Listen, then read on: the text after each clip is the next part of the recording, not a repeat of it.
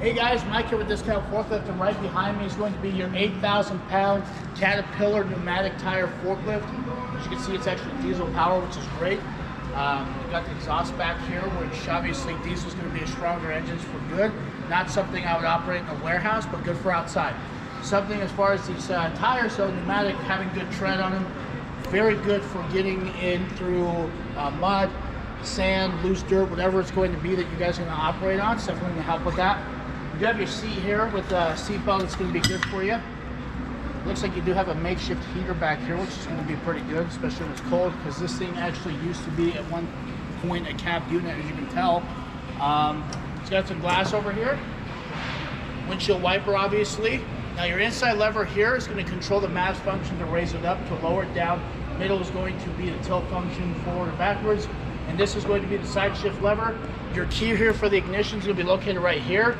Your lights, on the other hand, are right above that, and all you have to do is basically pull them towards you to turn them on and push them towards the front in order to actually disable them. Your mast over here, you got your service sticker right here. So we did, Nick did an amazing job making sure your lift is actually serviced good for you. You have a two-stage mast here, which is probably going to put you about 12 feet.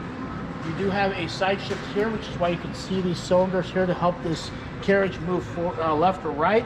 Safety painted forks, which are red with yellow tips, which work pretty well. As far as the controls here, now you have your throttle position here. So if I push this forward, it's actually going to do it forward. Middle is going to actually put it in neutral, and reverse is simply that. So we're going to keep it in neutral. That's your horn, obviously works. Now this is your brake release, which this one's, the brakes are actually really solid on this. To disable it, you're just going to go ahead and push it forward. To enable that, you're just going to simply pull it back towards you. It's a lot easier to do when you're sitting down. So I'm going to jump in this, show you guys what it does.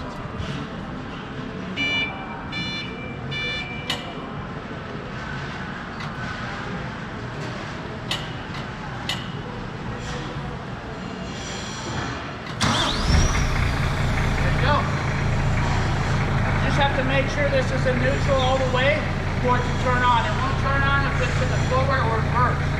So I'm going to go ahead and raise this up.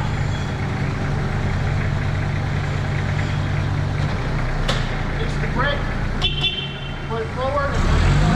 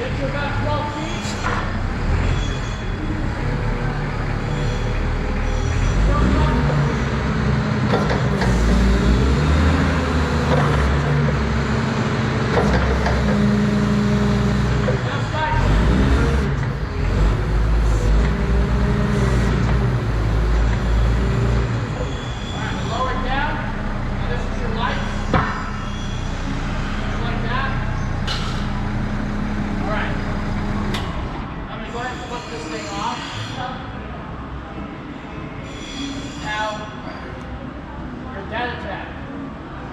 It's actually located in an interesting place on this forklift.